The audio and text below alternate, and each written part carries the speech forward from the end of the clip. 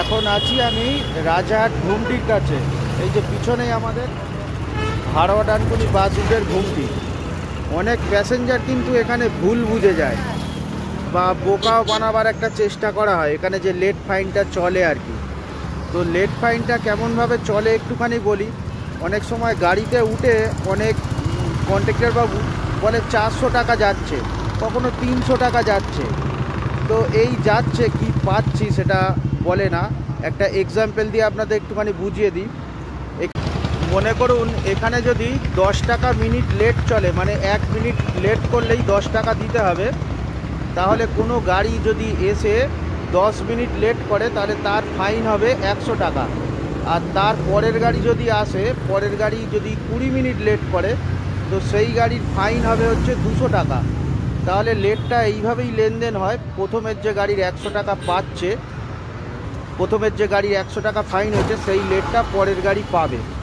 সেখান থেকে মাইনাস হয়ে যাবে, 200 টাকা থেকে 100 টাকা মাইনাস হয়ে যাবে, আর 100 টাকা দিতে হবে।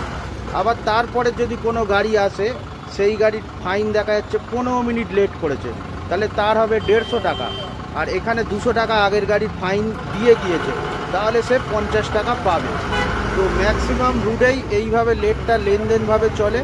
কিছু ক্ষেত্রে কিছু কিছু জায়গায় লেটটা আবার অন্য সিস্টেমও আছে, তো সে বিষয়ে আবার পরে কথা বলা যাবে। আর এই ঘুমটিগুলো এইখানে এই কারণেই বসানো, যাতে আগের গাড়ির সাথে পরের গাড়ির কতটা গ্যাপ আছে সেটা ড্রাইভার বাবুরা মোটামুটি বুঝতে পারে।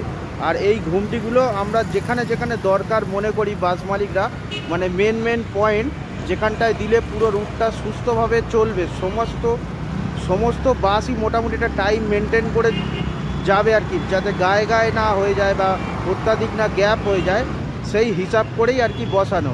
তো গাড়িতে উঠে যখন কন্ট্রাক্টর বাবু বলবে 400 যাচ্ছে, যদি কেউ জিজ্ঞাসা করে কোনো প্যাসেঞ্জার যে আগের গাড়ি কত মিনিট লেট দিয়েছে, তোমার কত মিনিট লেট আছে, তখনই পরিষ্কার হয়ে যাবে যে আগের গাড়ির সাথে উনি কত টাকা লেট দিয়েছে বা লেট পেয়েছে।